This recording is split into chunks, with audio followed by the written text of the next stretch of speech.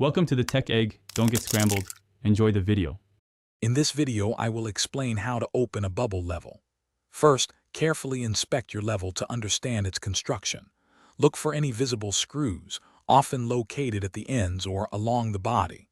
Check if there are removable end caps, which might be plastic or rubber. Also, observe the material of your level, whether it is made of durable aluminum, lightweight plastic, or traditional wood. This initial assessment will guide your approach to safely disassembling it. For levels with visible fasteners, the process is straightforward. Begin by using the correct size screwdriver, typically a Phillips or flathead, to carefully remove all screws.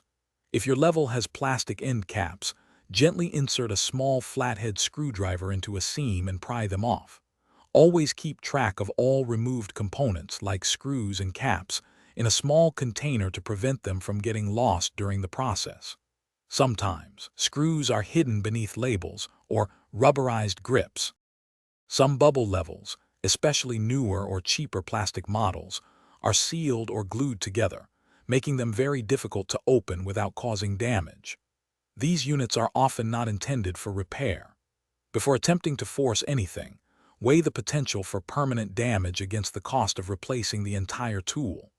If you must proceed, a very careful approach might involve using a thin utility knife to gently score and separate a glued seam on plastic models, but proceed with extreme caution.